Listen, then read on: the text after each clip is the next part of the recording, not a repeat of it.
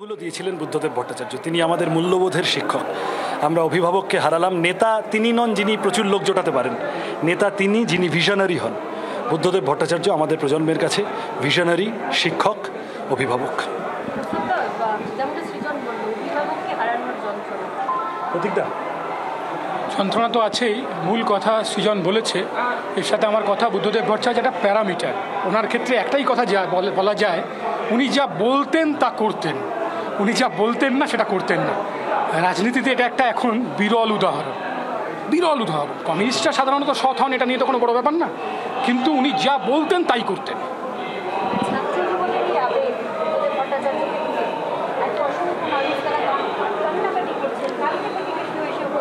কাঁদবে না? পশ্চিমবঙ্গের মানুষ তো এমন একজন মানুষকে হারালেন যিনি বলবে, মনের যন্ত্রণা বলবে যে ওরে বাইরে কাজে যেতে হবে না, আমার রাজ্যে আমি কারখানা করবো, তোরা এখানেই কাজ করবি।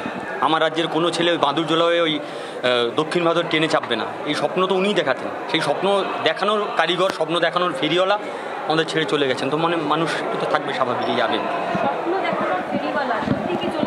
দেখুন, সত্যি কথা বলতে আমার রাজনীতিতে আসাটাই হলো বুদ্ধদেব ভট্টাচার্যকে দেখে। কারণ আমি যখন স্কুলে পড়তাম তখন উনি চিফ মিনিস্টার সেই সময় হয়েছিলেন, আমি 9। আমার রাজনীতির ভালোবাসা, কমিউনিস্টের প্রতি ভালোবাসা বুদ্ধদেব ভট্টাচার্য।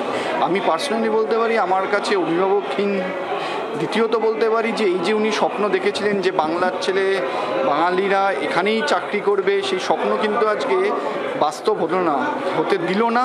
এবং যারা হতে দিল না তারা আজকে বুঝতে পারছে যে কত। সেই চেষ্টা বামপন্থীরা জারি রাখছে, জারি রাখবে, এবং ক্ষমতায় আসুক, ক্ষমতায় না আসুক, এই চেষ্টাটা আমরা চালিয়ে যাব। বাংলার আওয়াজ, বাঙালির আবেগ, জি 24 ঘন্টা।